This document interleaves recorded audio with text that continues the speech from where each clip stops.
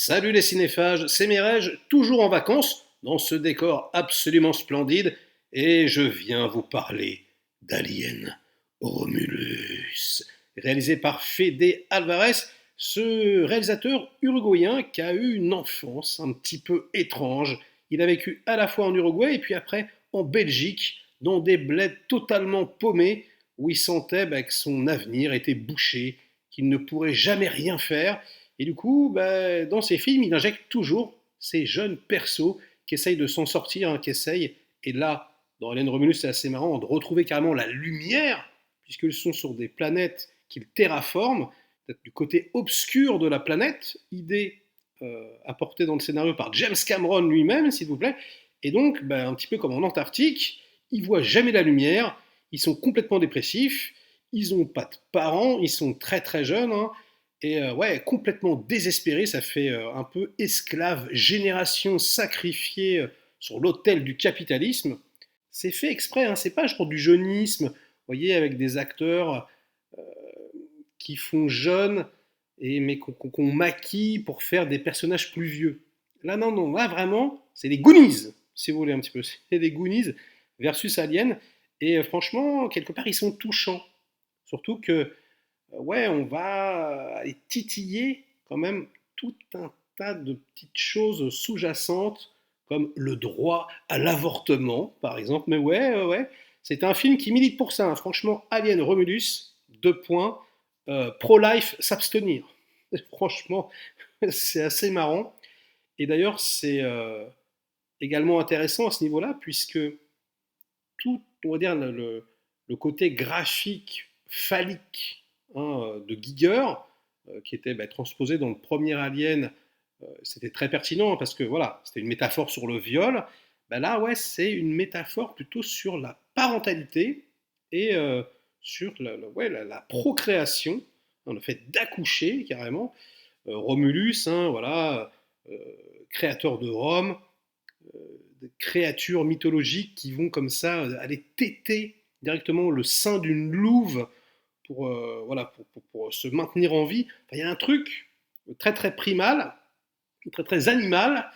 Et ouais, à un moment donné, peut-être que au niveau de l'allaitement, vous aurez quelques surprises. Allez, je vais pas spoiler tout de suite, hein, je spoilerai plus tard.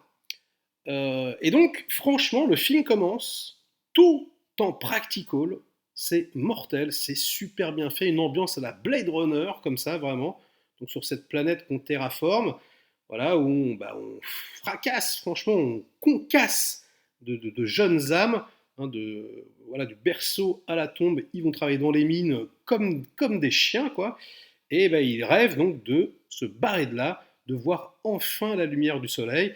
Et donc ils veulent prendre un vaisseau, se barrer dans l'espace, voler des caissons de cryogénisation, partir 9 ans comme ça en un clin d'œil, et puis de se réveiller quelque part où le soleil brillera sur leur peau fabuleuse.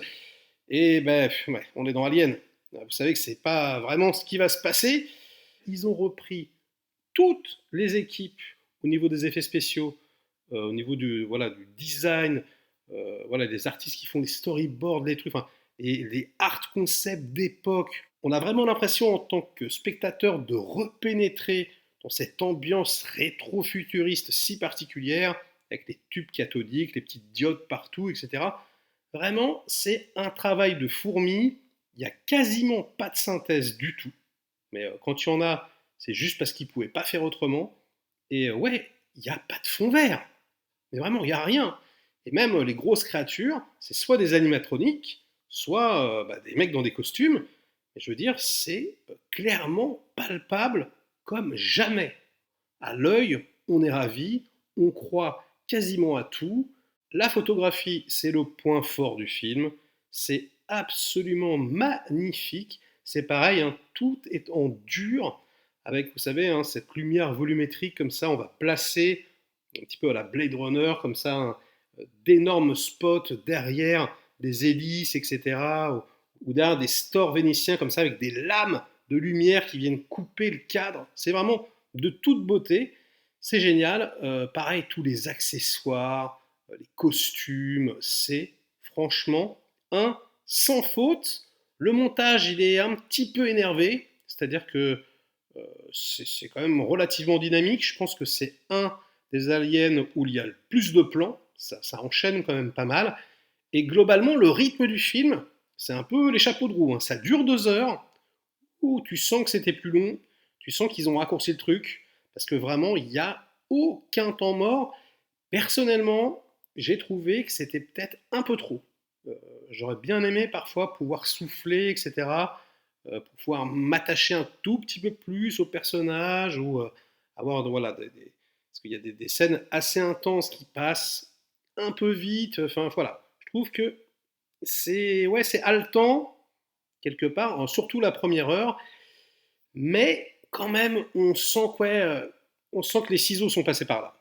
Je crois vraiment qu'on aura un director's cut, et notamment au niveau de la violence graphique, parce que moi j'attendais vraiment Fede Alvarez là au tournant. Le mec, il sait y faire.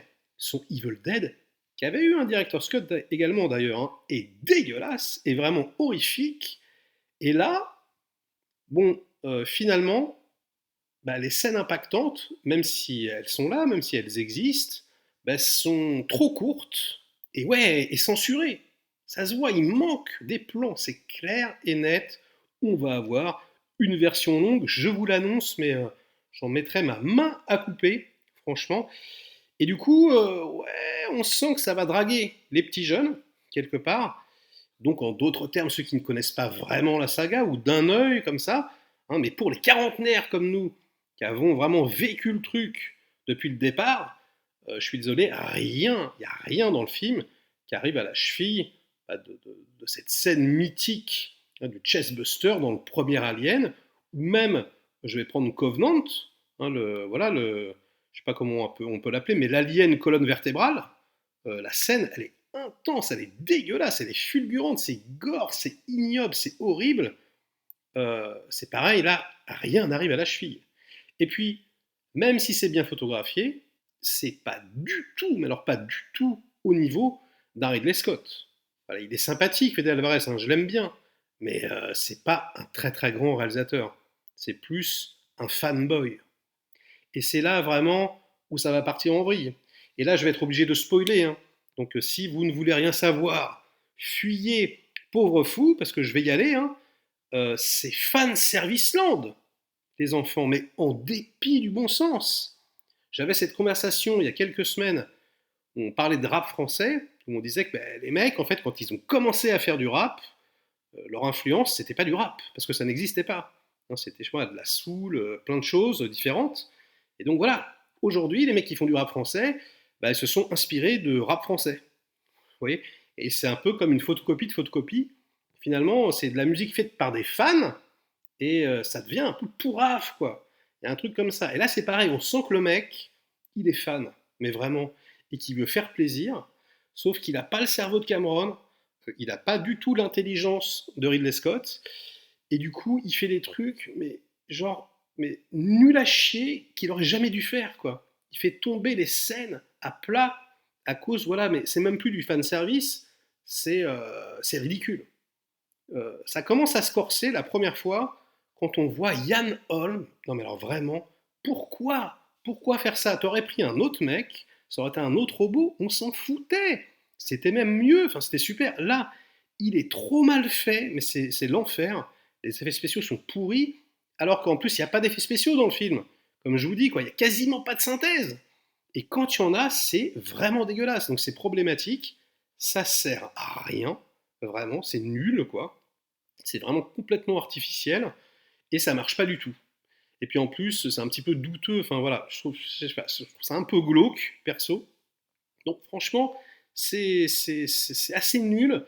Et le film, déjà, il commence à perdre un petit peu. À partir de ce moment-là, tu fais oh, merde, oh non, ça commençait très bien, parce que ça commence très bien. Et ouais, c'est pas possible. Toutes les répliques, hein, tout, voilà. Encore une fois, hein, du robot, là, t'es là, tu dis non, mais vous allez pas faire ça, c'est pas possible. Et puis le synthétique, pareil, hein, get away from her, you bitch. T'es là, tu fais mais non, les gars, ça a même pas encore eu lieu en plus, hein. Dans Aliens, je veux dire, là, on est entre Aliens et Aliens, mais non, mais faites pas ça, bordel, c'est lourd. mais c'est lourdingue de fou, c'est abusé, quoi. Et puis, euh, le troisième acte. Le troisième acte, même si, encore une fois, je vous dis, hein, le côté sexuel du truc, il est quand même intéressant parce que il y a ouais, un rapport à l'accouchement, même voilà, le fait que euh, la technologie se mêle à tout ça. Hein, on a le frère et la sœur, le frère qui est synthétique. Donc il y a quelque chose vraiment d'extrêmement intéressant sur la nouvelle génération. Il y a voilà, cette créature étrange qui, bah, c'est pareil, hein, fait penser à Alien 4. C'est exactement la même chose. Il avait dit, Fede Alvarez, ouais, on va tenter de nouveaux trucs, de nouveaux... Mais en fait, tu tentes que dalle. En fait, c'est juste une nouvelle créature, quoi. Basta, c'est une repompe de la fin de Alien 4. J'ai envie de te dire, même en moins bien. Alors oui, la créature, elle est bien. Elle est en animatronique, elle est intéressante. Le fait que comme un bébé, comme un nourrisson, comme ça, parce que ça c'est la réalité, hein, si tu mets un enfant sur le ventre de sa mère, déjà un bébé ça voit que dalle, hein, c'est aveugle, eh ben, voilà, il va sentir le lait maternel et il va grimper comme ça jusqu'au sein de la mère pour téter. Il y a un truc comme ça. Et donc là, il y a cette scène-là qui arrive en version méga horrifique, sauf que c'est pareil, c'est coupé de ouf, quoi. Tu sens, tu le vois pas téter, tu sens, c'est ah là là, ouais, c'est sable mouvant. Ils savaient pas trop quoi faire. Ils voulaient pas choquer trop le bourgeois et en même temps, ils ont tenté des trucs. Ah ouais, tu sens la tronçonneuse. Tu sens que le projet, il est passé dans les limbes là. 1h59, à mon avis, ça faisait 2h30 le machin, c'est pas possible, quoi. J'en mets vraiment ma main à couper. Et donc, bah, il y a plein de petites choses qui desservent au fur et à mesure le film, et même au niveau de la spatialisation de l'action. Moi, j'y accorde vraiment beaucoup d'importance. Bah, c'est pareil, à la fin, quand il y a tous les aliens qui débarquent, ça sert à que dalle. Déjà, franchement, on aurait gardé un seul alien, c'était la même chose. Elle aurait pu tirer sur des facehuggers uniquement, enfin voilà, parce qu'en plus c'est Facehuggerland, hein. Bah, franchement, c'était vraiment pareil. Surtout que Romulus, Rémus, bah, alors ça c'est vraiment la bonne idée aussi pour le coup, la filiation avec le premier alien au début, etc. Donc oui, il y avait le côté des deux frères, euh, c'est un peu son frère jumeau, on prend l'ADN, etc. Et ça aurait été plus pertinent, je pense, qu'il y ait un seul alien. Là, voilà, c'est juste pour te refaire un petit coup de aliens, voilà, de faire le petit couloir. Donc c'est pareil, hein, au même titre que les artistes dont on a été repêché, hein, les storyboards, les concept art, à la Ron Cobb par exemple, bah, ils ont rappelé Alex Gillis, donc le mec qui a fait quasiment tous les aliens, mais ils se sont quand même dirigés vers un truc un peu plus visqueux, moi que j'aime pas tellement. Enfin, moi ce que j'aimais c'était vraiment le côté, je vous dis, implacable, vraiment métallique, brut, lame de rasoir du premier. Et ça, bah, ça m'a un petit peu dérangé, encore une fois. Donc, je suis mi-figue, mi-raisin. Si vous voulez, je suis sorti de la salle. J'étais plutôt content parce que, voilà, quoi, il y a de l'idée, c'est sympathique, c'est beau, il y a une grosse atmosphère en plus. Je veux dire, ça fait peur globalement sur la longueur. C'est-à-dire que, ouais, il n'y a pas forcément de jumpscare, de trucs incroyables, mais l'atmosphère générale, elle est quand même assez chargée, quoi. Ça, c'est cool. Mais finalement, ils ne sont pas vraiment poursuivre. Finalement, l'alien, il n'est pas tellement menaçant. C'est plus les facehuggers, encore une fois, hein. Et puis, je dirais, et pour finir, que la plus grosse déception du film, c'est que ça apporte un peu que dalle à l'univers des enfants. C'est vrai. Et il nous avait promis et il nous avait dit ouais, nanana, rien du tout, rien. C'est pas vrai. T'as menti. Fédé, t'as menti. Ah, ça m'énerve ça. Donc ouais, c'est encore de la promo. Je me suis fait avoir comme d'habitude. Non, je suis désolé. Prometheus, même si vous aimez pas, Covenant, même si vous aimez pas, ça apportait de la fraîcheur, de la nouveauté. Ça soulevait vraiment des questions sur la création, sur l'art en général. Enfin, il y avait euh, et grâce à David évidemment, hein, voilà, des thématiques absolument exceptionnelles. C'était même quelque part un mélange entre Alien et Blade Runner, quoi. Là, il n'y a rien. Là, il y a le menu Maxi Best Of, donc Alien, on va dire pour l'ADA, Aliens pour le côté multi-alien, même si c'est un peu flingué, puis bon voilà, les armes, le truc, les facehuggers et compagnie. On a même un petit peu d'Alien 3, parce que voilà, la fratrie, même s'ils sont très jeunes, ça peut faire penser comme ça à la fratrie d'Alien 3. On a donc cette fin avec une créature trop bizarre, euh, sortie d'un peu de nulle part, voilà, qui fait penser clairement à la créature d'Alien 4, mais qui est mieux dans Alien 4, j'ai trouvé. Même le film, hein, globalement, traite mieux de ces questions-là, un petit peu ADN, comme ça, dans l'ambiance. Là, tout est un petit peu survolé, si vous voulez. Donc bref, on en parle dans les commentaires. C'est pas nul, encore une fois, vraiment pas. Le film est même sympathique, mais il y a trop de problèmes. En tout cas, la première vision, comme ça, pour me faire avaler le nombre incalculable de couleuvres qu'on essaye de me faire ingurgiter. Donc peut-être que, je sais pas, je ferai une deuxième review plus tard, ou peut-être un live, on verra. Mais ouais, je suis mi-figue, mi-raisin. Vraiment, j'ai beaucoup aimé la première heure. Et après, c'est vraiment, vraiment parti en vrillette. Donc, ben, vous savez ce qu'il vous reste à faire, hein. Likez la vidéo si elle vous a plu, diverti un minimum. Délikez-la sinon, inondez-moi de commentaires comme d'habitude pour faire marcher le petit robot YouTube. Et nous, on se retrouve très vite pour de prochaines aventures. Ciao!